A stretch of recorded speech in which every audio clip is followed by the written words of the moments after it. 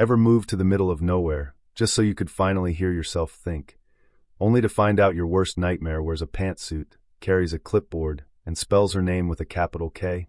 Yeah, that happened. Let me take you through how my escape to the mountains for peace turned into a guerrilla war against an HOA I never even joined, and how, for once, the lawyer out-crazied the Karens. The first day I saw this place, I thought, this is it, sanctuary. Not a soul for a half-mile, only pine trees, that dry Colorado wind, and a house with 3 acres of stubborn earth just waiting for me to call it home. No neighbors, no clients, just silence and the sound of my own breathing. After the divorce, peace was worth more than any high-rise office or downtown buzz. I'd picked up the property at a court auction. Funny, right? Spent half my career as a property lawyer handling these very cases, now living in the shell of someone else's foreclosure. The air out here, it smells like pine and dust and freedom. At least, that's what I thought. First week was heaven. I set up my home office in a spare bedroom, ran security cameras along the fence, installed a wall of rust-red Corten steel. Solid, a little imposing, but unapologetically mine. No clients, no neighborly chit-chat, no HOA to send me color-coded warnings about my lawn gnomes. Just the way I liked it. Week 2, weird things started. The orange cone I'd left by the driveway vanished. One of my cameras went dark, maybe a raccoon. But then I found boot prints by the tomato beds, too wide to be mine, too clean for a rancher. I checked my cameras. There, at midnight, 3 figures slipping along the tree line, staying in the shadows.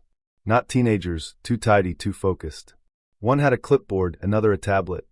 I watched as they circled my house, snapping photos of my fence, my windows, even the half-built carport out back. Then I heard it, measure the boundary to the oak. That tone. Clipped. Superior, only one kind of person talks like that. HOA president. Karen Beckett. I'd met her for a grand total of 90 seconds on move-in day. She swung by in her SUV, smiled with those lawyers' eyes, and announced I was lucky to buy in a community with such high standards.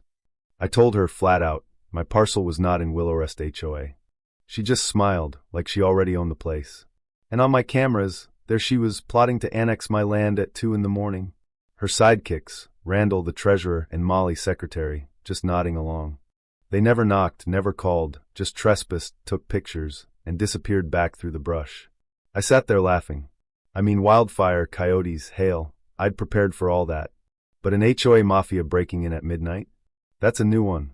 Next day, an envelope jammed in my mailbox. Not the usual HOA junk mail. This one had the legalese dialed up to 11. 4 pages in Times New Roman. Nothing good ever happens in Times New Roman. Welcome to the neighborhood, it started. Then, you owe $4,100 in delinquent dues and assessments. For what? According to them, the northern strip of my land, the one I mow, water, and seed, was common area subject to maintenance fees. They accused me of fence violations, carport violations, aesthetic crimes against humanity. They even circled my firewood stack in a photo, taken, mind you, during their midnight break-in, and called it non-compliant storage. The kicker? No return address, and the email they provided bounced back. Real professional, right? I did what any property lawyer with a grudge and a laser printer would do. I gathered my receipts. Printed the court ruling from 6 years ago, signed, sealed, legally carving my land out of Willow Rest HOA. Added county zoning maps with my parcel sliced out in bold lines. Threw in the judge's exclusion order.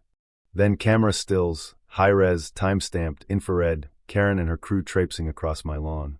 Close-ups of their license plates, Karen's clipboard, Randall stomping my garden like a lost elk. Wrote a letter, no sugarcoating. I am not, and never have been, a member of your association. Your presence on my property is trespass, your pictures are a privacy violation, and your dues are fraudulent. All further contact goes through my attorney. Oh, and I already filed a complaint with the sheriff. Dropped the whole packet at the HOA box, let their Ring camera catch me raising a coffee mug in salute. Felt pretty damn good. Did I think they'd back off? Of course not. HOAs never back off, they just escalate. That week, the sheriff came by. 2 deputies, sunglasses on, rolling up like they had nowhere better to be. I met them at the gate. Morning, officers. Karen send you. The old one smirked. Ma'am down the street says you threatened her. I nearly laughed. I handed them my packet, letter, court orders, footage. Deputy flipped through, raised a brow at the night vision shots. That's your HOA board at 2:30 a.m.? Yup. They didn't knock. Just took pictures and left. The old guy nods. Didn't you handle the Boulder Pines access road thing? That board president's son's business? That was me. Settled in 11 days. That board? Gutted. The deputies shook their heads, asked for a copy of my evidence for their report, then left. Karen watched from her driveway, arms folded, face like she'd bitten into a lemon. I saluted her with my coffee. No smile.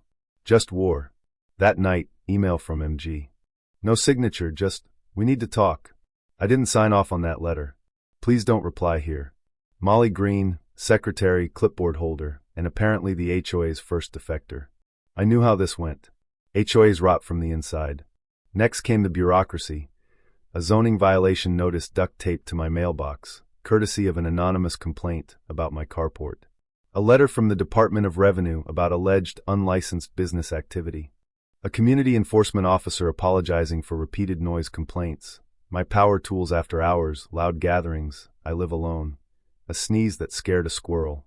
Classic harassment, death by paperwork. All coordinated, all just this side of plausible deniability. And then Molly sent another email, from a Proton Mail address, attachments included. Internal HOA emails, real-time message threads, Karen ordering. Hit him with nuisance complaints, zoning, tax board, noise, anything. Make him prove he's clean. People like that always slip somewhere. Another, we can bury him in process. He can't fight everything. She drafted fake neighbor complaints, all in the same grammar, Karen's style. Metadata tied it all back to the HOA office computer. Jackpot! I made copies, backed everything up, filed complaints with the county, state revenue, and the sheriff. Evidence of conspiracy, harassment, and fraud. Ran into Karen at the store later. She looked like I'd ruined her birthday. I just smiled, waved, and let her stew. Then Molly agreed to meet, in her car at a gas station, cloak and dagger style. She looked wrecked, bags under her eyes, chewing her nails, scared Karen was going to drop from a drone any minute. She gave me a thumb drive with every incriminating memo, audio from board meetings, even a draft, emergency resolution, meant to retroactively annex my parcel. Why now? I asked. She swallowed. Karen threatened my husband's VA claims if I didn't play along. I'm out. 2 weeks later, the HOA called a town meeting title, Preserving Community Integrity in a Time of Change. I RSVP'd. Karen stood at the front, cardigan, smile plastered on, sermon about shared standards and the actions of one endangering many. I stood. Ma'am, are you saying someone who's not in your HOA should follow your rules? The room went silent. We're all stakeholders, except I'm not. I have court orders. You trespassed, sent false invoices, orchestrated harassment. Shall I go on? I waved my stack of emails. Molly gave a tiny nod, betrayal you could see from space. The mood shifted, the crowd muttered. I handed Karen a cease and desist, told her to read it carefully. Next one comes from a judge. Lawsuit time. Filed 2. One against the HOA for trespass, harassment, fraudulent fee collection, abuse of process. One against Karen personally, for defamation, malicious prosecution, abuse of government systems. Served her at her door. You're officially invited to the adult table. She slammed it. The court date was fast-tracked. In court, Karen tried to spin inherited obligations and jurisdictional adjacency. I showed the judge their own map, post-removal, her signature on the bottom. Then the real bomb, Karen's email to Randall, ways to keep pressure on. 3 government departments named. Gasps. Judge leaned over. Mrs. Beckett, you should have known better. This isn't overreach, it's vendetta. I said it was pro bono. Personal satisfaction is enough. The ruling? All counts in my favor. HOA, $95,000 in damages and legal fees. Karen, personally liable for $15,000, sanctioned and referred to the bar for ethics review. HOA forbidden from trying to enforce anything over me or anyone else carved out by the court. Permanent restraining order. Current board can't come near my property. Did Karen slink away quietly? Not a chance. She called an emergency board session. Randall resigned that night, another member the next day. The board suspended Karen, pending internal review. The sheriff's office put her on the misuse registry. Her future non-emergency calls would be deprioritized. State Bar fast-tracked ethics complaints. Within a month, Willowrest had open seats for president and treasurer. Neighbors started dropping by, pie, beer, awkward thank yous. Turns out, they'd all just given up years ago. I was the first to take Karen head on, and win. The new HOA president, Jules, brought over a six-pack and a public apology. The board hired a third-party auditor, published a public map showing exactly who was, and was not, under their thumb. I framed it for my office wall. Karen vanished, Lexus gone, house up for sale. Listing said, strong community leadership. I laughed for 10 minutes. Did I do all this to prove I was right? Not really. I did it because power unchecked will always go too far. And sometimes you gotta be the wall they break themselves against. So now my fence is up, heavy steel signed private property, not HOA land. Lawyer inside. The only footsteps in my yard are mine, and maybe a squirrel or two. People still honk and wave when they drive by. Someone even memed the video of Karen's meltdown.